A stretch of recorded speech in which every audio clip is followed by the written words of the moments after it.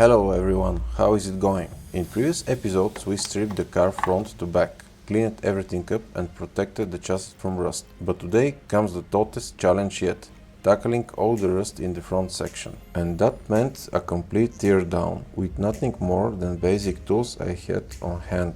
I never wanted to take it this far, but if you want to do it right, sometimes there is no other choice. Because sometimes achieving the goal requires sacrifices. I'll make this series a complete guide to disassembling and reassembling the W219 and W211 chassis, with plenty of how-tos and quick tips that can be applied to almost any car. So, I started with the things on top. First the engine cover and the front grille, held in place by 20-year-old rusty bolts and a few clips to the bumper.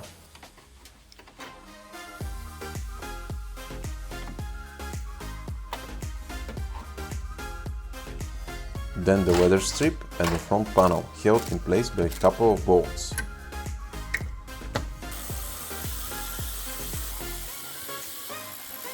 Unfortunately, these 20-year-old clips weren't making things easy.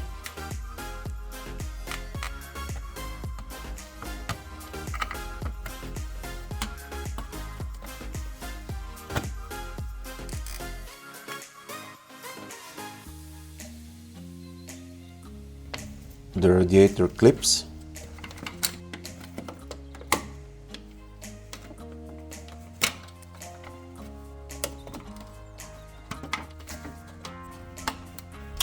and once the hood release cable is disconnected, the front panel is ready to come off. The front panel support is in the way.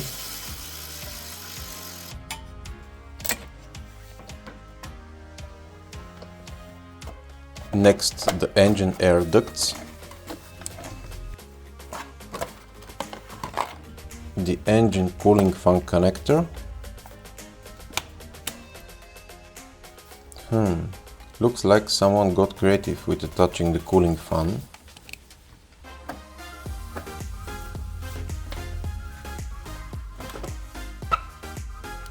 Despite my best efforts, most clips didn't survive, but at least they're easy to replace. I also have to remove all the diffusers. Looks like this car had an impact at some point. Some parts are cracked, but we'll get to that later.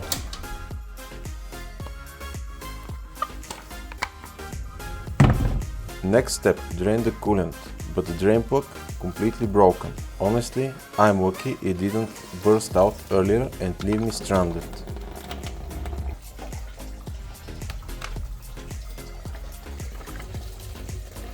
While the coolant was draining, I used the time to evacuate the AC system as well.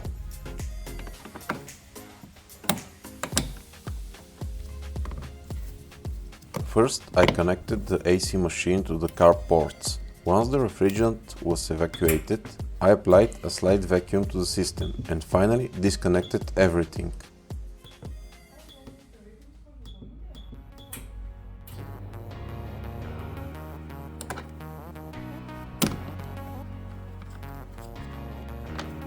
I had to cut through the protective wrap to keep the car safe during painting.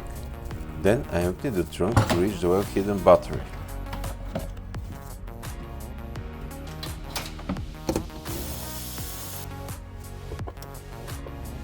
And of course everything had to go back in afterward. The steering shaft was in the way, and given its fragile old age, it didn't want to come out easily. But with a little persuasion, it did.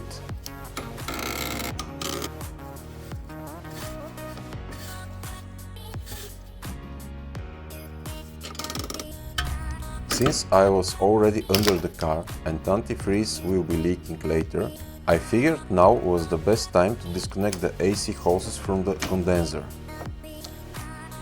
Everything needs to be sealed properly to make sure nothing gets inside.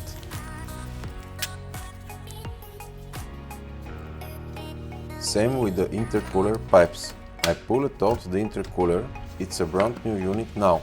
The old one was just clinging on, zip tied to the front chassis legs.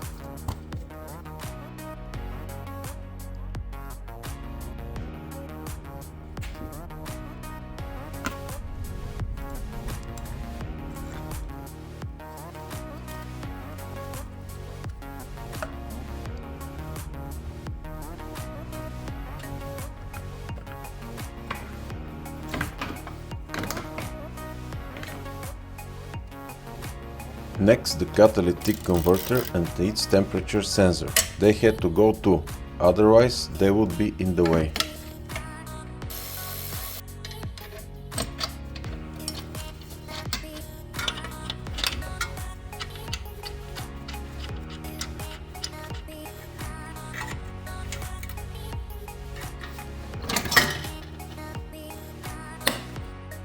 Then came the main positive cable. That's why I disconnected the battery earlier.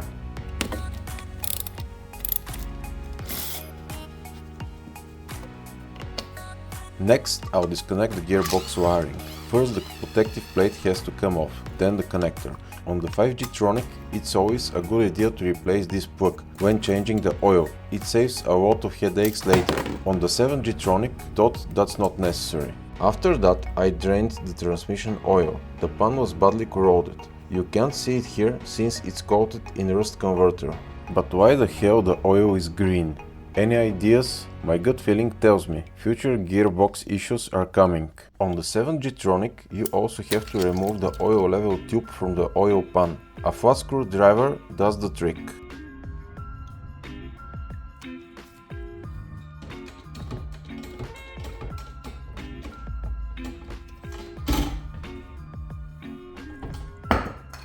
I placed a thick wooden block between the engine oil pan and the subframe, so the transmission wouldn't tilt so much while hanging. What a view that was! Next, the steering rack. First, I removed the two rear bolts holding the bracket to the subframe.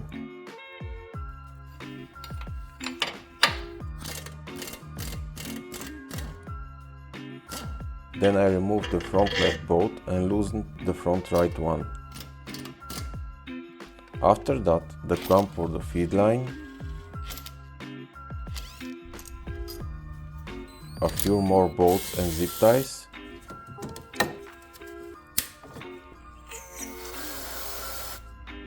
and the plug for a parametric steering valve.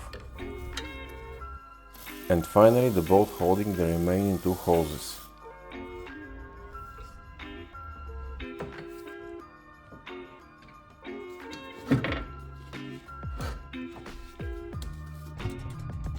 With the transmission jack holding it in place, I undid the last bolt and carefully lowered the rack.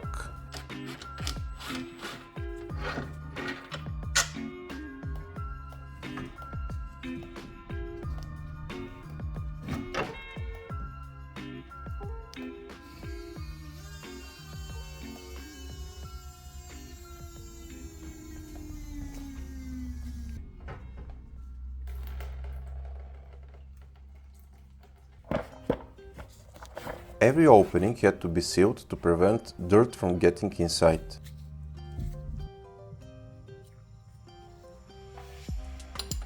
I disconnected the transmission cooler lines.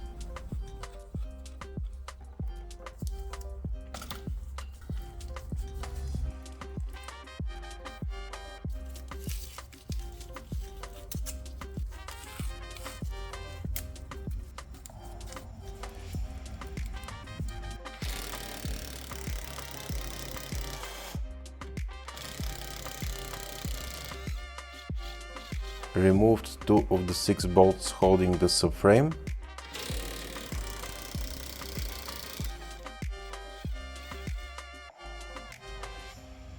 Unplugged the parametric steering valve connector, the radiator mounts,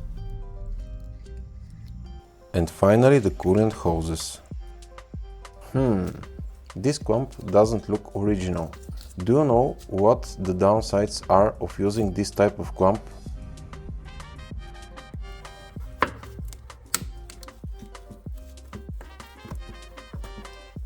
Removing the power steering cooler hoses.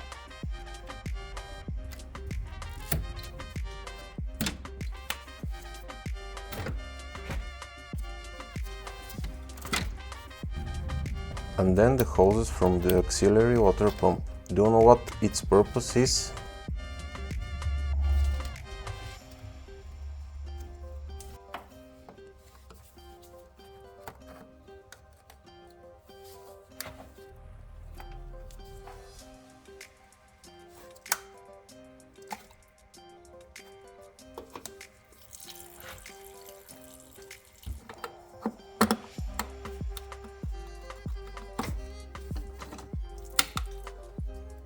At this point, the radiator pack was ready to come out, and sure enough, the fan had left its mark on the radiator. A clear sign this car had a serious front-end hit.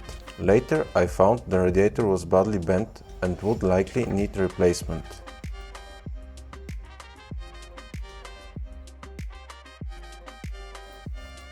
Next I removed intercooler hoses from the engine.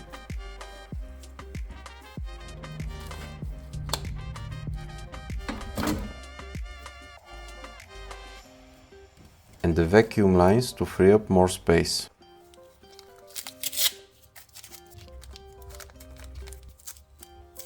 And this custom coolant hose fitting was made on a lathe after the original one snapped. It broke right before a long trip, so this DIY metal replacement saved us back then. Zip ties and rubbers replaced the missing hose brackets. If anyone knows the part numbers, let me know so I can order them. Again, wrong type of clamp, guaranteed to leak at some point.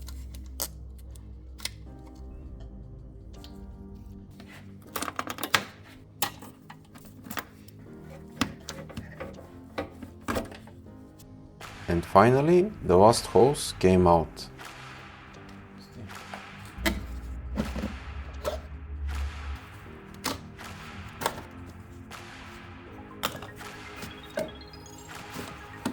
Then I disconnected the engine wiring harness.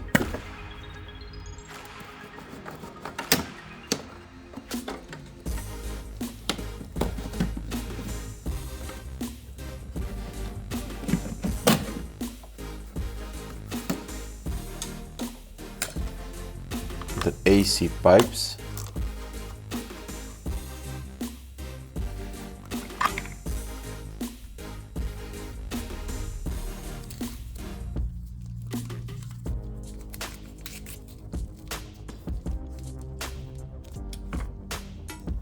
And finally the heater core hose.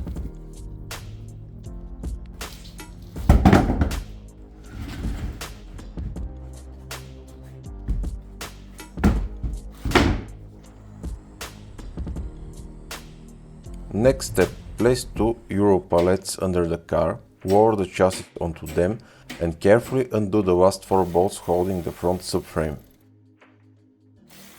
At this point there is no turning back. If something went wrong, there is nothing I could do.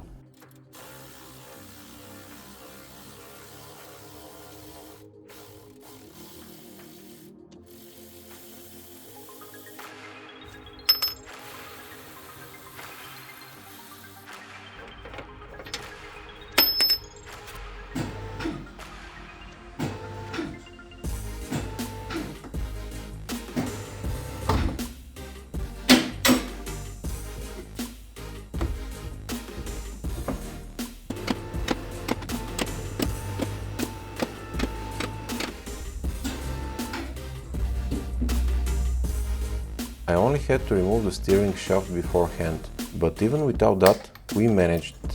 Then I have to move the engine forward to free up more working space. Unfortunately, this was my first time operating a forklift, and I almost tipped the engine over a couple of times, but with help from my trusty assistant, we got it done. In the next episode, I'll show you a complete body stripping and finally take care of all of the rust. Have a great day or a good night, depending on where you are.